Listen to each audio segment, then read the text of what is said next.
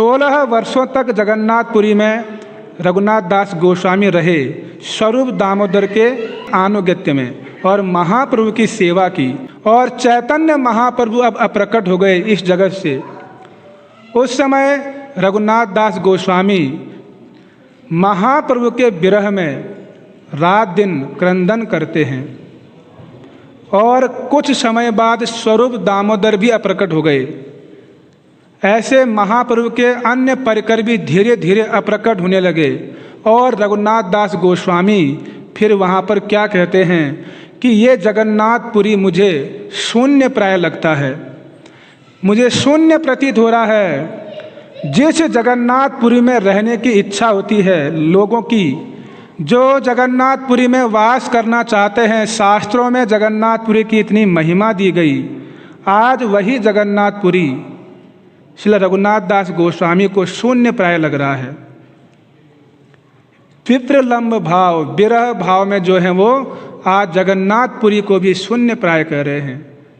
तो भक्तों के प्रति, महाप्रभु के प्रति, उनके परिकरों के प्रति उनका कैसा प्रेम, कैसा विरह, ये वहाँ पर दिखता है उनके आदर्श से। उनको दुख हो रहा है क्योंकि चैतन्य चरितामृत में आता है कि संसार में सबसे बड़ा दुख क्या है। दुख मध्य कौन दुख है गुरुतर।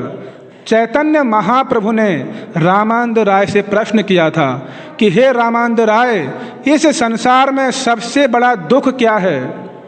तब रामानंद राय ने उत्तर दिया, कृष्ण भक्त विरह बिना दुख नाही देखी पर। भगवान श्री कृष्ण के भक्तों से दूर होना ही ये सबसे बड़ा दुख है। भगवान कृष्ण के भक्तों का विरह, उनसे दूर हो जाना, यही हमारे लिए क्या है, सबसे बड़ा विरह और दुख है। दुखी तो आपको होना ही पड़ेगा, या तो आप संसार के लिए दुखी हो, या भगवान के लिए, या उनके भक्तों के लिए। जब तक दुखी नहीं होंगे, जब तक विरह में व्याकुल नहीं होंगे, तब तक आप भगवान को प्राप्त नहीं कर पाओगे। राधा रानी, ब्रज की गोपियाँ कितने विरहित हैं, कृष्ण के प्रति उनका विरह देखिए। इतना विरह है उनको कि भगवान कृष्ण उनके वशीभूत हो जाते हैं। और विरह किसको होगा, जिसका संबंध बना होगा। जिसके साथ संबंध होता है उसी के विच्छेद में विरह होता है। तो संसार में जो संबंध हैं वो तो क्षणिक हैं, टेम्परेरी हैं, तो यहाँ दुख का कोई महत्व नहीं है विरह का। लेकिन भगवान का जो विरह है उसमें भी सुख है। तो रघुनाथ दास गोस्वामी आज विरह भाव में कह रहे हैं जगन्नाथपुरी शून्य प्राय लग रहा है। और इस प्रकार मुझे यहाँ पर साधु संग नहीं मिलता। मुरारी गुप्त जैसे महान भक्त वहाँ पर विराजमान हैं, तब भी रघुनाथ दास गोस्वामी कहते हैं कि मुझे यहाँ पर साधु संग नहीं मिल रहा है। और इस प्रकार विचार करते हैं कि वृंदावन जाऊंगा, गोवर्धन पर्वत से कूद कर जो है आत्महत्या कर लूँगा। और रघुनाथ दास गोस्वामी वृंदावन आ जाते हैं और वहाँ पर सनातन गोस्वामी जी से उनकी भेंट होती है। और सनातन गोस्वामी उनको समझाते हैं कि आत्महत्या करने से भगवान नहीं मिलने वाले हैं। यदि आत्महत्या करने से कृष्ण प्राप्त होने वाले होते तो मैं भी आत्महत्या कर लेता। इसीलिए आप आत्महत्या मत कीजिए, आप रूप गोस्वामी का संग कीजिए, उनके अनुगत्य में रहिए। तो रूप गोस्वामी का संग उनको प्राप्त हुआ सनातन गोस्वामी जी की कृपा से। तो यहाँ पर उनको साधु संग प्राप्त हो रहा है। जगन्नाथपुरी में भी साधु हैं, लेकिन तब भी कहते हैं साधु संग नहीं मिल रहा।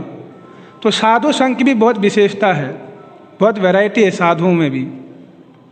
तो उनके जैसे भाव वाला साधु वहाँ नहीं मिलता। रूप गोस्वामी ने भक्ति रसामृत सिंधु में वर्णन किया, सजातीय स्निग्ध साधु संग करो, एक जैसे भाव वाला, एक जैसे लक्ष्य वाला, ऐसा साधु संग करो।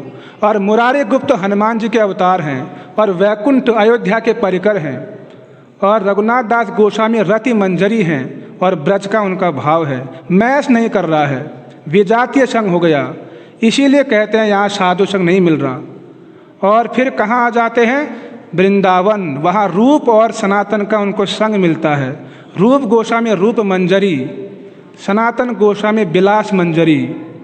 तो इस प्रकार एक जैसे भाव और एक जैसे लक्ष्य वाले साधु संग उनको मिलता है और फिर उनको प्रसन्नता होती है। और वहाँ पर फिर राधा कुंड के तट पर 45 वर्षों तक साधन भजन करते हैं।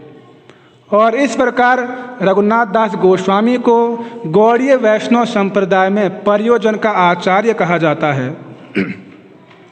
वो परियोजन के आचार्य हैं, यानी उन्होंने हमको बताया कि गौड़ीय वैष्णव का जो सर्वोच्च लक्ष्य क्या है, श्रीमती राधा रानी का दास्य प्राप्त करना, श्रीमती राधा रानी की भक्ति करना, एकमात्र यही उद्देश्य है गौड़ीय वैष्णव का। ये उन्होंने सिखलाया। उन्होंने बिलाप कुसुमांजलि नामक ग्रंथ में ये सब वर्णन किए। तो रघुनाथ दास गोस्वामी परियोजन के आचार्य, उनका राधा रानी के प्रति विशेष प्रेम था। यहाँ तक बोलते थे कि मैं राधा कुंड को कभी नहीं छोड़ूंगा।